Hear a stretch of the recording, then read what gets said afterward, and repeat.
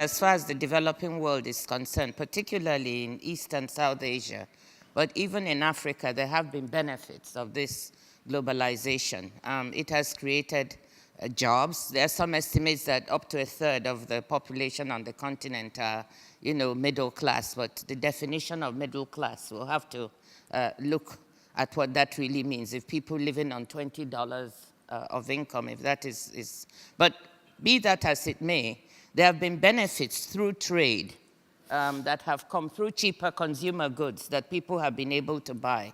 But I think what has not been focused on are the costs.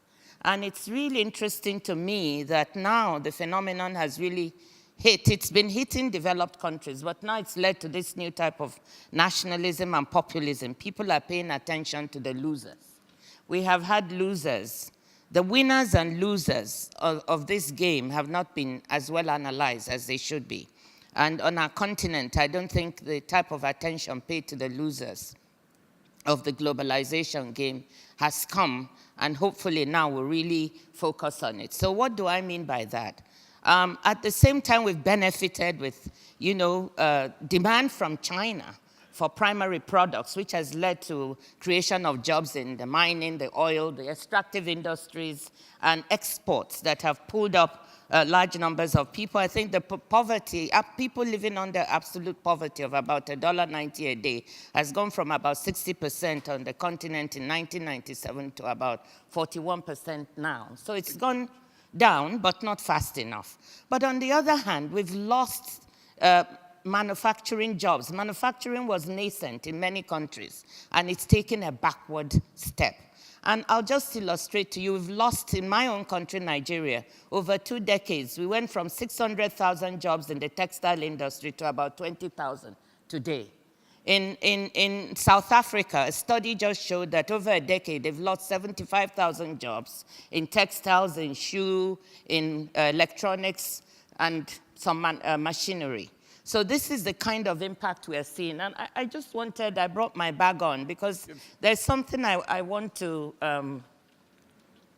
to show people of what this means. It so happens that as I was preparing to come here, I found some interesting stuff that had been given to me by textile manufacturers in my country as they complained about the impact of this globalization.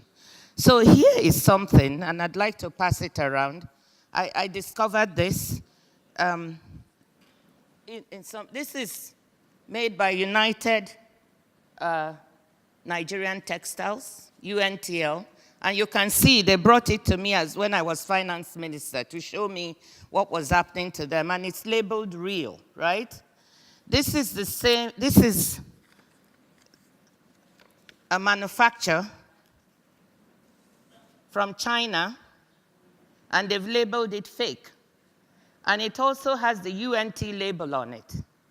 This comes in at a couple of dollars less. So you can buy this for about $15 for 6 yards, and this for about 12 or 10. And it's completely wiping them out,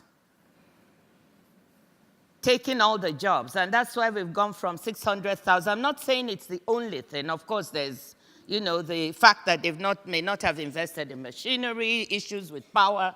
Yep. But this is just to let you know, and you can see, bills of this cloth, the fake and the real one, they are so close.